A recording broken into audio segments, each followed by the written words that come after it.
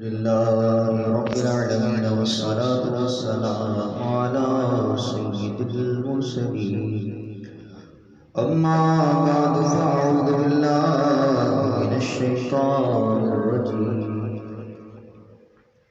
بسم الله الرحمن الرحيم قال الله عز وجل في القرآن المجيد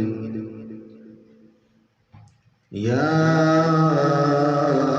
أيها الذين آمنوا اتقوا الله ولتنظر نفس ما قدمت لغد واتقوا الله إن الله خبير بما تعملون آمنت بالله صدق الله العظيم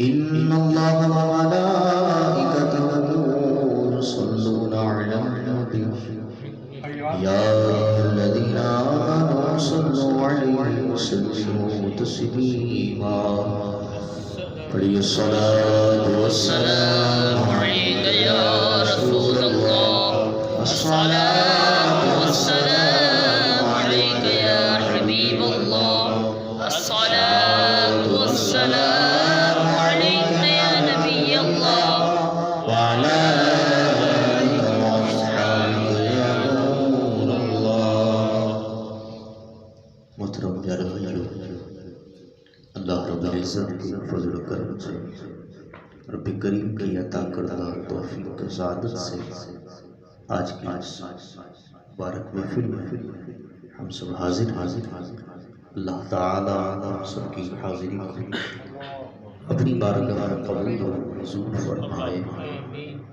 الحمدللہ صدیوں سے یہ لوگوں کا طریقہ کار رہا کہ اللہ والوں کی بارگاہ میں لوگ حاضر ہوا کرتے اور اللہ والوں سے فیض حاصل کرنے کی جستجو میں رہتے اور اللہ والوں کی زندگی کا جو اصل مقصد ہے وہ اپنا دیوانہ بنانا نہیں، بلکہ یوں سمجھیے کہ اپنا دیوانہ بنا کر پیارے محبوب علیہ السلام کے قدموں تک پہنچانا، اور جو پیارے محبوب علیہ السلام کے قدموں تک پہنچ گیا اسے رب کا پتہ مل گیا۔ اللہ والوں کے در سے یوں سمجھیے کہ اللہ کے محبوب ملتے ہیں اور خود رب بھی ملتا ہے۔ تو اس لیے ان بزرگوں کی بارگاہ سے جو حقیقت میں اللہ والے، آج کل تو بہت سارے صرف برائے نام اللہ کے ولی مشہور تو ہوتے ہیں لیکن وہ ہوتے شیطان والے۔ تو بہرحال اللہ والوں کی بارگاہ میں لوگ حاضر ہو کر واعظ و نصیحت حاصل کرتے ہیں، رب تعالیٰ کی معرفت حاصل کرنے کی کوشش کرتے ہیں۔ تو اسی سلسلے میں لوگ اللہ والوں کی بارگاہ میں حاضر ہوا کرتے ہیں۔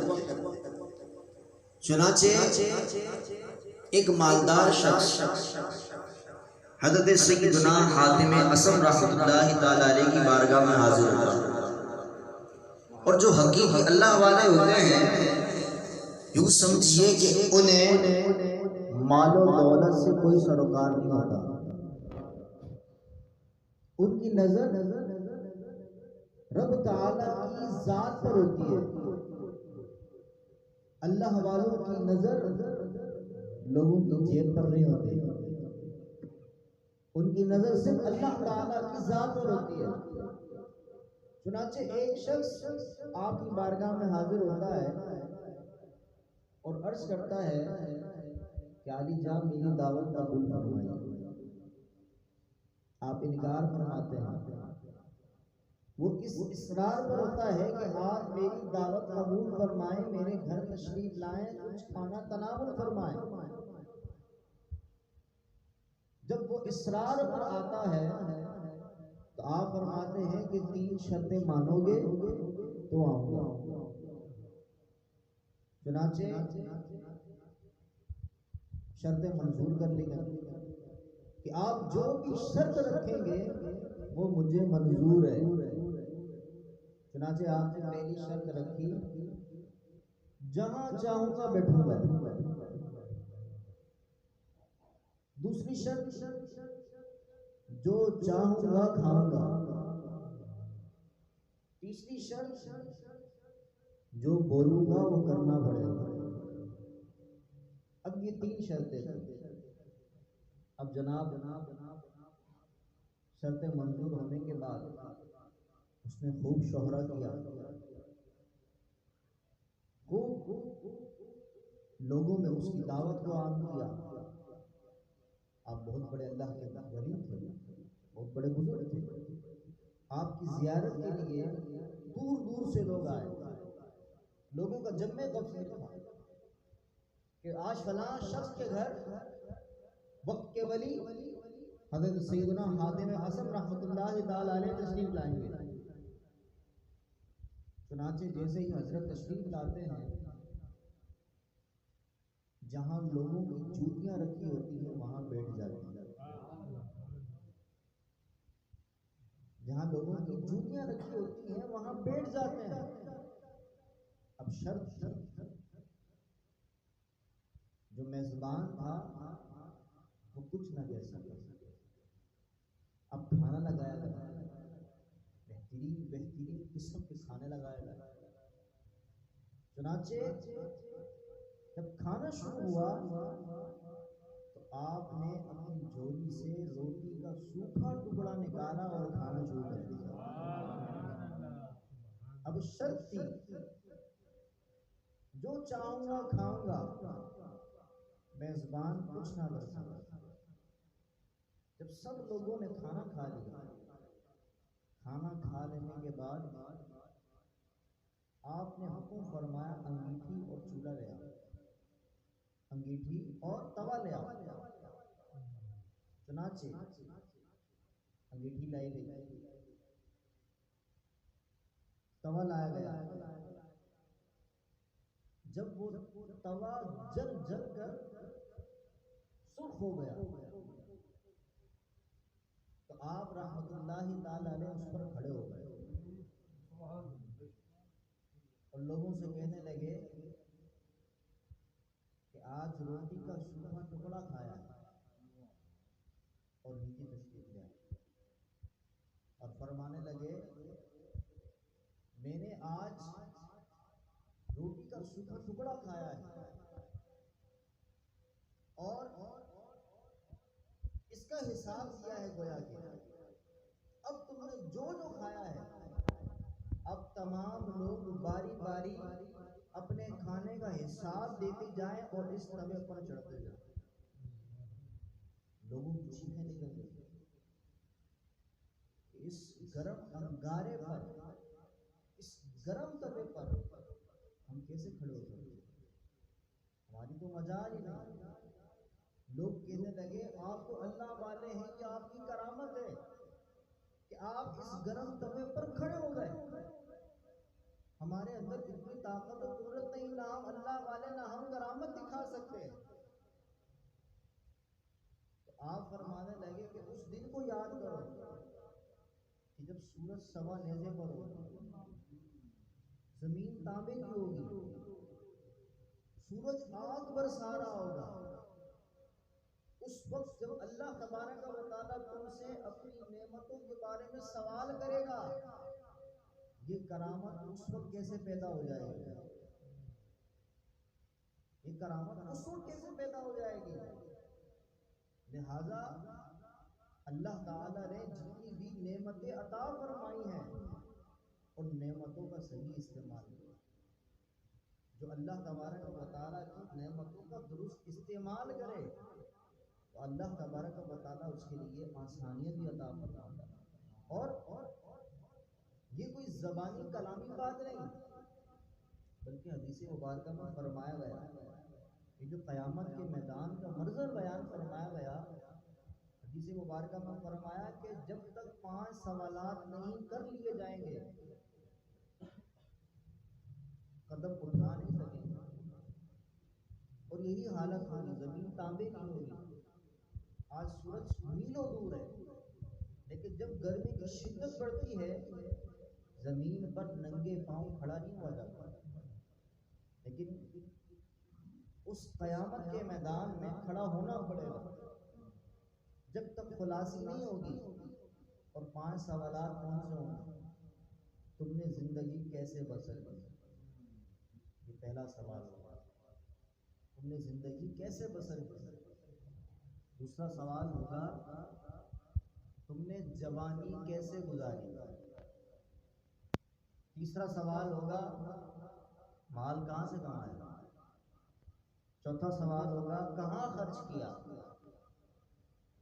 پانچواں سوال ہوگا، اپنے علم پر کہاں تک عمل کیا؟ جب ان 5 سوالوں کا جواب دیں گے اور کامیابی نصیب ہوگی تو ہی چھٹکارا ملے گا۔ اب اگر ہم خود پہ غور کریں، کیا ہماری ان سوالات کی تیاری ہے؟ ہماری ان سوالات کی تیاری کہاں ہے؟ کیا ہم یہ جواب دے سکتے ہیں اللہ تعالیٰ کی بارگاہ میں جب سوال ہوگا تم نے زندگی کیسے گزاری؟ تو ہم تو کہیں گے مستی میں گزاری، ہم تو کہتے تھے جناب جو ہوگا دیکھی جائے گی، ہم نے تو اس نظریے کے ساتھ اپنی زندگی کو گزارا، اور زندگی میں سب سے اہم جو حصہ ہے وہ جوانی کا ہے۔ جوانی کا الگ سے سوال ہوگا کہ تم نے جوانی کیسے گزاری؟ تو اللہ تعالیٰ کی بارگاہ میں کس منہ سے جواب دیں گے کہ جوانی نشے میں گزار دی، جوانی اپنے ہاتھوں سے برباد کر دی؟ کیسے جواب دیں گے کہ ہم نے اس جوانی میں حرام کمایا، ہم نے اس جوانی میں نماز نہیں پڑھی، ہم نے اس جوانی میں ماں باپ کو ستایا، ہم نے اس جوانی میں لوگوں کو ستایا، ہم نے اس جوانی میں لوگوں کا دل دکھایا؟ اللہ تعالیٰ کی بارگاہ میں کیسے جواب دے سکیں گے؟ مال کہاں سے کمایا، کہاں خرچ کیا؟ آج ہر ایک کو پتا ہے کتنا حلال کما رہا ہے، کتنا حرام کما رہا ہے، اس پر تجزیہ کرنے کی ضرورت نہیں ہے۔ تو لہذا جو حلال کمائے گا وہ اللہ تعالیٰ کی بارگاہ میں جواب دے سکتا ہے، مولا حلال کمایا تھا، حرام کی طرف دیکھا تک نہیں تھا۔ یہ وہی کہہ سکے گا کہ جس نے کبھی حرام کھایا نہ ہوگا۔ پھر آخری سوال، اپنے علم پر کہاں تک عمل کیا؟ ہمیں آج علم کی کہاں، ہمیں تو نماز پڑھنا نہیں آتا، نماز پڑھنا دور کی بات، ہمیں وضو کرنا نہیں آتا، ہمیں تو علم ہی نہیں۔ ہمیں جن باتوں کا علم بھی ہے تو ہماری زبان سے یہ جملہ نکلتا ہے جناب دنیا میں زندگی ایک بار ملتی ہے اور زندگی مزے کر کے جیو، جو ہوگی وہ خبر میں دیکھی جائے گی، جو ہوگا وہ جہنم میں دیکھا جائے گا۔ ہماری زبان سے تو یہ جملہ نکلتا ہے بھائی جہنم بھی تو بھرنی ہے نا، اگر ہم سارے جنت میں چلے جائیں گے تو جہنم کون بھرے گا؟ ہم تو جہنم کو بہت ہلکا لیتے ہیں، جہنم کوئی معمولی سی چیز نہیں ہے۔ اگر جہنم کو سوئی کے ناکے کے برابر کھول دیا جائے تو دنیا ہلاک ہو جائے۔ جہنم کو ہم نے سمجھا کیا ہے؟ جہنم کا سب سے ہلکا جو عذاب ہوگا وہ یہ ہوگا کہ پاؤں کے تلووں کے نیچے گرم انگارے رکھے جائیں گے، جس کی وجہ سے دماغ کھولے گا۔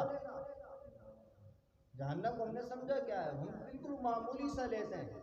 اللہ تبارک و تعالیٰ نے جو جنتیوں کو انعام عطا فرمائے ہیں اس کے مقابلے میں جہنم کے عذابات بھی ویسے ہی ہیں۔ تو لہذا ہم نے رب کو راضی کر کے جنت حاصل کرنی ہے، ہمارے رب نے ہمارے لیے جنت بنائی ہے، جہنم تو کافروں کے لیے بھائی۔ اگر مسلمان پیدا ہو گئے ہیں تو جنت حاصل کرنے کی کوشش کرے نا۔ جو رب نے ہمارے لیے بنائی ہے، اگر ہمارا والد ہمارے لیے محل بناتا ہے، بنگلہ بناتا ہے، ہم اسے چھوڑ کر جھوپڑی میں رہتے ہیں تو ہمیں جھوپڑی میں رہنے والا بیوقوف کہے گا. بھائی تیرے باپ نے بنگلہ بنایا, تو بنگلہ چھوڑ کر جھوپڑی میں رہتا ہے, تو تکلیف میں رہتا ہے, تو بہت بڑا بیوقوف ہے. تو اللہ تعالیٰ نے ہمارے سے 70 ماؤں سے زیادہ پیار بنوانے والے نے ہمارے لیے جنت بنائی ہے. اور جنت میں اللہ تبارک و تعالیٰ ایسی نعمت عطا فرمائے گا. آج پانی کی نہر دیکھتے ہیں, جنت کے اندر شراب کی نہریں ہوں گی. بھائی جنت میں دودھ کی نہریں ہوں گی, شہد کی نہریں ہوں گی. اللہ تعالیٰ نے ایسی ایسی عظیم نعمتیں جنت میں عطا فرمائی ہیں. جنت میں تو ایسی رب تعالیٰ نے نعمت عطا فرمائی ہے, یہاں خواہش ہوگی وہاں پر خادم لے کر حاضر ہو جائے گا. وہاں اللہ تعالیٰ حاضر فرما دے گا. دنیا میں اگر بیوی موجود ہے, گھر میں دیگر افراد موجود ہیں, ہمارے دل میں پانی کی خواہش ہوئی ہے, ہمارے گھر والوں کو پتہ نہیں چلے گا جناب کے دل میں کیا خواہش ہوئی ہے. تو اللہ تعالیٰ نے جنت میں تو ایسی نعمت عطا فرمائی ہے جس کے بارے میں فرمایا کہ تم سوچ ہی نہیں سکتے, ایسی نعمت عطا فرمائی ہے. جنت میں سیب بھی ہوگا. آج سیب اگر خریدتے ہیں تو ایک ہی ذائقے کا شروع سے لے کر اینڈ تک ہوگا, لیکن جنت کا جو سیب ہوگا ہر کھانے پر الگ ذائقہ ہوگا, ہر کھانے پر الگ ذائقہ ہوگا. تو ایسی نعمتوں کو حاصل کرنے کے لیے کوشش کریں نا, علم حاصل کرنے کی کوشش کریں. اگر علم نہیں ہے تو علماء سے پوچھیں. آج ہم مسجد میں جب جاتے ہیں جمعے میں, جب خطیب خطبے کے لیے کھڑا ہوتا ہے اس وقت مسجد بھرتی ہے. جناب ہمارے علماء کرام خطبہ کرام تیاری کر کے آتے ہیں کہ جناب آج لوگوں کو یہ علم سکھانا ہے, لوگ ہی موجود نہیں ہوتے. جب خطیب منبر پر آ کر تشریف فرما ہوتے ہیں, لوگ سامنے کتنے موجود ہوتے ہیں؟ 10 12 15. ایک بہت بڑی تعداد ہوتی ہے جو بالکل آخر میں آتی ہے. جب خطبے کی اذان سنتے ہیں بھاگے بھاگے آتے ہیں. جناب خطبے کی اذان ہو گئی, خطبہ شروع ہو گیا, خطبہ نکل گیا, نماز نکل جائے گی. ہماری تو یہ حالت ہوتی ہے. ہمیں وضو کے بارے میں پتہ نہیں ہے. وضو کے بارے میں اگر کسی کو کہا جائے جناب وضو میں بھی فرض ہوتے تو وہاں کے کھولے گا, وضو میں بھی فرض ہوتے ہیں. جی ہاں وضو میں بھی فرض ہوتے ہیں. وضو کے اندر 4 فرض ہوتے ہیں. کتنے فرض ہوتے ہیں؟ 4 فرض ہوتے ہیں. اس کے اندر باقی مختلف چیزیں سنتیں بھی ہیں. ابھی وقت اتنا نہیں ہوتا کہ ہر چیز کو الگ الگ بیان کیا جائے. وضو کے اندر 4 فرض ہوتے ہیں. اگر ان میں سے کوئی ایک بھی رہ گیا وضو نہیں ہوتا. وضو کے اندر پہلا فرض ہے چہرہ دھونا, اور چہرہ یہ پورا حصہ ہے, اگر ذرا سا حصہ بھی خشک رہ گیا وضو نہیں ہوگا. وضو کے اندر دوسرا فرض ہے کونیوں سمیت ہاتھ دھونا. ہمارے لوگ وضو کیسے کرتے ہیں؟ وہ پرانے زمانے کی طرح ذرا سا پانی لیا, 2-3 مرتبہ کیا, ہاتھ پورا دھلا, نہیں دھلا جان چھڑائے. اور سردی کے دنوں میں تو جلد خشک ہو جاتی ہے, جب تک رگڑ رگڑ کر ہاتھ پھیر کر پانی نہ بہائیں پانی نہیں پہنچتا. تو لہذا اس معاملے میں توجہ کی ضرورت ہے. وضو کا تیسرا فرض ہے چوتھائی سر کا مسح کرنا. ہم جب مسح کرتے ہیں ہمارا مسح بھی نہیں ہوتا. مسح کے لیے جب پانی لیتے ہیں اس کے بعد نل بند کرتے ہیں, نہیں کرتے وہ الگ بات ہے. لیکن مسح کے بعد اگر ٹوپی پہنی ہوئی ہوتی ہے, مسح پانی لینے کے بعد ٹوپی اتارتے ہیں, ہاتھ استعمال شدہ ہو گیا, اب مسح کرنے سے مسح نہیں ہوگا. اس کا باقاعدہ الگ طریقہ کار ہے. چوتھائی سر کا مسح کرنا یعنی کہ سر کا مسح کرنا بھی فرض ہے, اس کا بھی سیکھنا پڑے گا. اس کے بعد وضو کا چوتھا فرض ہے دونوں پاؤں ٹخنوں سمیت دھونا. ہمارے پاؤں دھونے کا اسٹائل یہ ہوتا ہے, ایک پاؤں آگے کیا اس کے ساتھ دوسرا پاؤں آگے کر دیا, ہم سب نے جناب پاؤں دھل گیا ہمارا. تو بالکل تسلی کے ساتھ جب وضو کریں گے, تسلی کے ساتھ جب وضو کریں گے اور پھر کھڑے ہو کر نماز پڑھیں گے, اس نماز میں کیف و سرور ہی الگ ہوگا. تو سیکھنے کی کوشش کریں. جب سیکھیں گے تو انشاءاللہ تبارک و تعالیٰ اس نماز کا عالم ہی کچھ اور ہوگا. تو اللہ تبارک و تعالیٰ ہمیں عمل کی توفیق عطا فرمائے.